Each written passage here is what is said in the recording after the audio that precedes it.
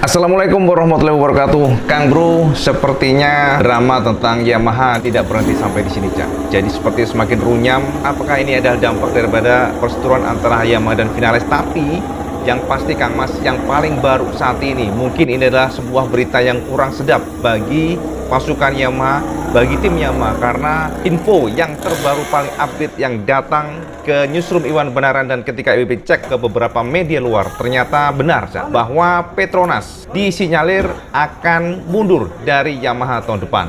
Ini adalah sebuah kabar yang sangat mengejutkan pastinya, karena kita tahu bahwa Petronas adalah salah satu sponsor besar bagi tim SRT, ya sama tahu kan SRT, dan kita tahu juga bagaimana penampilan SRT tim Yamaha yang tahun kemarin luar biasa kita katakan luar biasa, walaupun tahun ini benar-benar terpuruk. Valentino Rossi juga ternyata urun rembuk, Cak. Jadi bosonya tuh Rossi menyayangkan sebenarnya apa yang dilakukan oleh Yamaha dan juga Vinales yang membuat keduanya tidak rukun. Oke, jadi kita akan bahas pelan-pelan, Cak. Jadi ini adalah update terbaru, ini ada part 2 sebenarnya, karena IWB yakin bahwa akan ada lanjutan-lanjutan. Dan juga IWB mencoba untuk menyelidiki sebenarnya apa sih sebenarnya terjadi, kenapa sampai Yamaha harus mengeluarkan sebuah announcement. Tidak perlu dilakukan sebenarnya, karena ini akan juga mencoreng pabrikan itu sendiri. Bagaimanapun ini kan pembalap, dan juga kita tahu walaupun Vinales adalah orang yang emosional, yang kontrol emosinya kurang ya, mirip-mirip dengan Lorenzo sebenarnya, mudinya. Tapi sebenarnya kalau responnya lebih bijak, bisa diajak komunikasi, bisa istilahnya ya kita secara internal lah, mereka bisa komunikasi, rembukan, Cak, pasti tidak akan separah ini. Nah, jadi gini Kang Mas, yang terbaru IWB ingin update buat sampean semuanya, para subscriber Iwan Benaran, yang terbaru dan paling fresh saat ini. Kita pastikan bahwa Yamaha akan kehilangan sponsorship dari Petronas tahun depan. Ini adalah big news dari ajang MotoGP. Kita tahu bahwa Petronas adalah salah satu sponsor besar di tim SRT. Walaupun secara official pengumuman dari Petronas belum dilahirkan ya, belum diumumkan. Tapi dari konfirmasi, kita tahu bahwa konfirmasi yang dirilis oleh motorsport.com ya, bisa dipastikan bahwa Yamaha akan kehilangan Petronas tahun depan. Ini artinya tim satelit SRT tidak akan memiliki sponsor untuk sementara waktu. Ini adalah sebuah tamparan luar biasa, ini adalah sebuah gempuran luar biasa. Saya katakan ini sebuah kondisi yang extraordinary, runyam, rumit bagi Yamaha, karena kita tahu bahwa mereka sedang membutuhkan itu, Cak. Mereka membutuhkan sponsorship untuk pengembangan, untuk dana, untuk menggaji pembalap, dan juga kita tahu bahwa pengembangan sebuah motor dan untuk menyewa motor saat itu kan tidak murah. Nah, ini dipastikan, Cak, ya. Jadi menurut informasinya, Petronas tidak ingin melanjutkan kerjasama dengan Sepang Racing Team. Tidak hanya di kelas MotoGP, Cak, melainkan juga di Moto2 dan Moto3 akan terkena imbasnya, sehingga Sepang Racing Team dikabarkan cabut dari 2 kelas penjenjangan. Ini sangat luar biasa. Petronas mengatakan bahwa didasari oleh imbas dari COVID-19 pandemi, di mana negara Malaysia juga memiliki kasus yang cukup tinggi, Cak, dan di tiap harinya bertambah hingga ribuan orang positif COVID-19. Ditambah lagi dengan dana yang mereka kucurkan kepada Sepang Racing Team tidak sebanding dengan pengeluaran yang mereka berikan. Jadi itu yang menjadi dasar pertama. Dan faktor lainnya adalah juga ditengarai bahwa Sepang Racing Team tidak lagi memproyeksikan pembalap lokal Malaysia dan lebih memilih pembalap Eropa demi mencapai hasil yang lebih baik. Ini alasan kedua. Jadi selain daripada dana, selain pada COVID pandemi ya, jadi Petronas mengatakan itu. Yang kedua adalah dari penjenjangan pembalap yang minim pada pembalap lokal dan lebih memilih Eropa. Dari ketiga kelas, Sepang Racing Team mengalami penurunan cukup drastis ya. Kita tahu bahwa penurunan yang cukup drastis itu di MotoGP, Moto2 hingga Moto3. Jadi memang semua kelas kita katakan penurunan cukup drastis. Ini mungkin menjadi semacam review dari Petronas untuk tidak melanjutkan. Ini adalah sebuah kondisi yang memang tidak akan menguntungkan buat mereka. Prestasi dari tim asal Malaysia tersebut juga cukup sulit. Mungkin sedikit flashback di tahun 2020, kita tahu bahwa tim ini adalah tim terbaik satelit, di mana Petronas Yamaha SRT meraih 6 kemenangan dengan 11 podium dengan duet antara Franco Morbidelli dan juga Fabio Quartararo. Jadi Morbidelli sendiri kan sama tahu bahwa Doi berhasil menjadi runner up dan menandai pencapaian luar biasa di MotoGP. Hasil cemerlang mereka musim lalu tiba-tiba sayang banget ya tahun ini meredup, Cak. Kita tahu bahwa Petronas SRT hanya mencetak 1 podium dalam sebuah balapan lewat Franco Morbidelli pada putaran keempat Jerez Spanyol kemarin.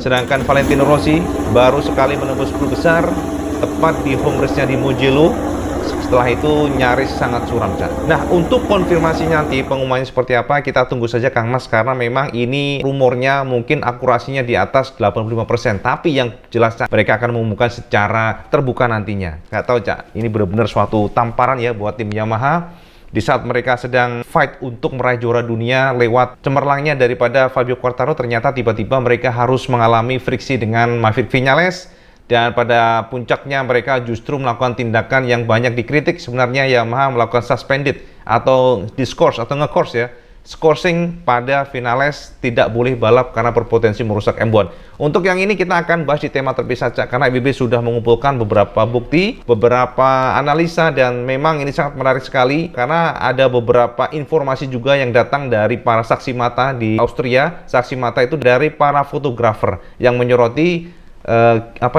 engine daripada Yamaha M1. Kita akan coba kupas nanti secara terpisah biar nggak panjang. Kemudian juga ada rekaman yang cukup menarik ya. Rekaman ini dirilis oleh MotoGP, tapi rekamannya IWB nggak akan share secara benar-benar gamblang di frame ini karena pastinya akan kena copyright Kang Mas. Jadi sampai kena copyright malah mempendiasi nanti. Jadi yang penting kan kita dapat intinya.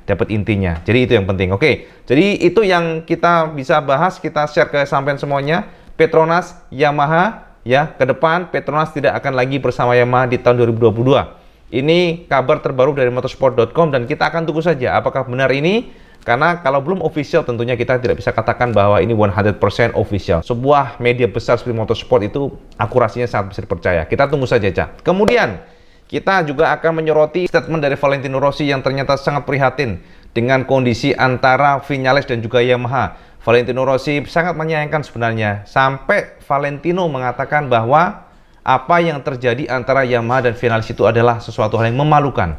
Jadi ini sebenarnya sebuah tamparan juga buat pabrikan dan termasuk juga pembalapnya. Bagaimanapun kalau ada namanya komunikasi, menurut Valentino Rossi ini pasti akan ada solusi. Jadi kalau mungkin pabrikan merasa tidak nyaman atau tidak senang dengan apa yang dilakukan pembalap, kan bisa dipanggil, diperingatkan. Jika kamu melakukan ini sekali lagi, baru kita akan suspended. Tapi ini kan, ini langsung di-cut dengan alasan yang kita katakan bahwa memang terlalu ya mungkin ya bener ya ada pertimbangan secara teknikal, tapi MotoGP sebenarnya. Mesin ini diracik untuk high rev. Tidak mungkin jebol gara-gara hanya dimainkan gasnya, itu nggak mungkin. BB pikir ini memang sengaja seperti dipaksakan sebenarnya demikian. Nah, sama tahu nggak apa yang dikatakan Valentino Rossi? Kita akan dengarkan quote-nya Valentino, bagaimana seorang Rossi, sang legendaris yang membela Yamaha dari tahun 2004, mengatakan bahwa ini adalah sebuah kondisi yang sangat memalukan. Menurut Valentino Rossi, dia sedih dan prihatin. Sama dengerin saja apa yang dikatakan Valentino di bawah ini. Aku sangat sedih dengan situasi ini. Seharusnya perseteruan antara keduanya tidak perlu terjadi. Kedua belah pihak harus berpikir dengan kepala dingin, karena Maverick adalah temanku.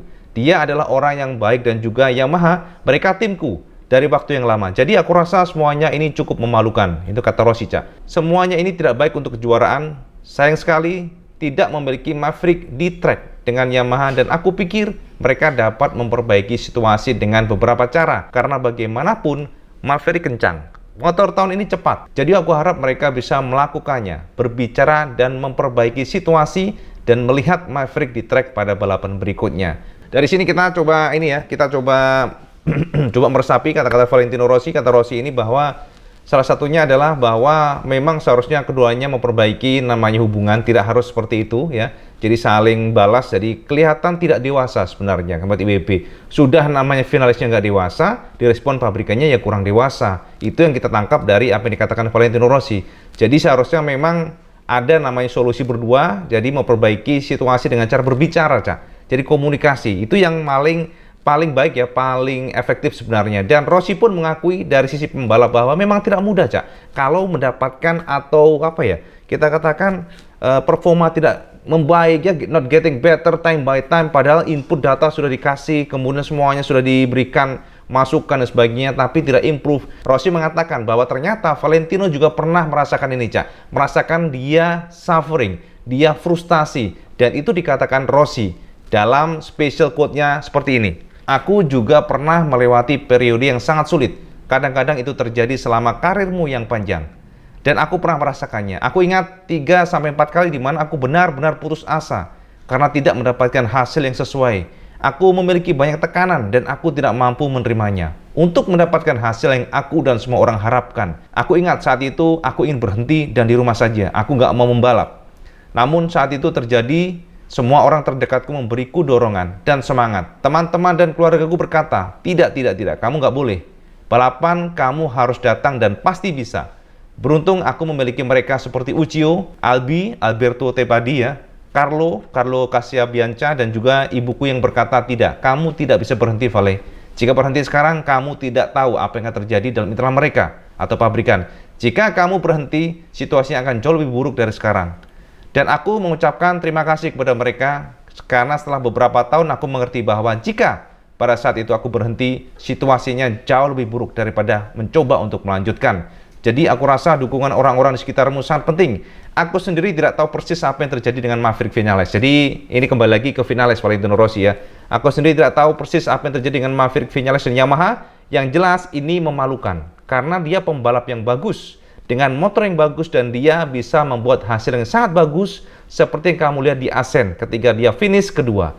Seru Valentino Rossi. Nah, jadi ini adalah penekanan dari Rossi bahwa sekali lagi apa yang dilakukan oleh Yamaha mungkin ya menurut Rossi kurang proper sebenarnya ya, dengan menghukum Vinales ya, walaupun diketahui ya mungkin ya dari telemetri, karena katanya kan Maverick Vinales memainkan gasnya high rev berkali-kali selama 2 putaran lap, dan ini kita akan bahas terpisah. Ibu akan coba bahas secara lengkap mengenai ini, tenang aja Cak, habis ini nanti kita akan garap. Tapi yang pasti Cak, dari sisi pembalap memang demikian. Kita tahu pembalap itu macam-macam. Kita tahu bahwa mereka ada brand ambassador. Kita tahu bahwa pabrikan yang membayar. Tapi ada kalanya memang pabrikan harus memanusiakan. Mungkin demikian. Harus ada namanya komunikasi. Mereka bukan robot. Kalau kita ambil intisari dari kata-kata Rossi yang sepertinya memang Vale ini lebih pro-nya ke Vinales. Karena ada arogansi, Cak. Dan kalau kita mengatakan atau membahas mengenai arogansi, kita juga harus sadar dan juga harus ingat, Rossi sudah mengatakan dan Rossi memiliki sejarah histori yang kurang baik mengenai arogansi ini. Sama tahu kan, dia pindah dari Honda ke Yamaha kan gara-gara arogansi.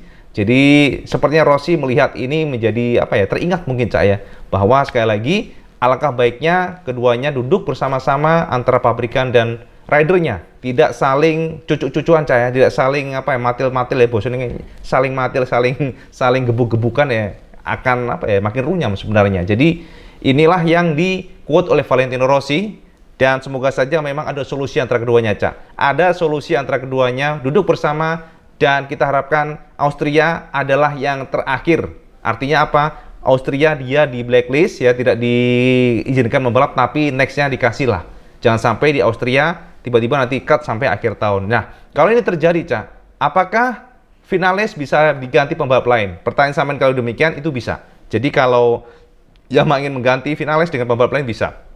Dan justru bahkan saat ini ada rumor-rumor dan wacana bahwa bisa saja Yamaha akan menarik Gerloff dari WSBK untuk gabung lagi di sana di MotoGP, menggantikan posisi daripada Vinales, atau bisa saja mereka akan mencoba untuk menarik atau memberikan wildcard mungkin pada pembalap WSBK Jonathan Rea untuk apa? Role modelnya nanti di SRT. Tapi ini sekali lagi kan hanya sebuah rumor.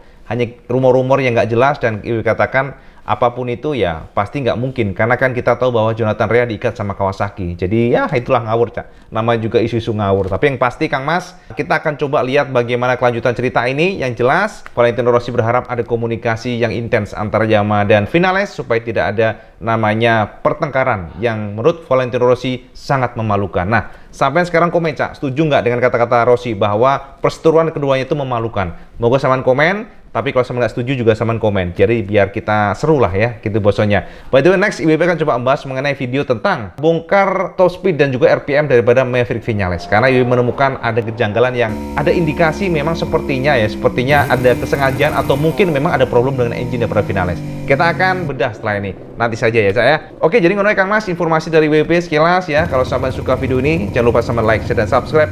Dan jangan lupa juga sampean sholat 5 waktu, karena itu yang paling penting. Jangan pernah tinggalkan. Assalamualaikum warahmatullahi wabarakatuh. Salam Jus Gandos.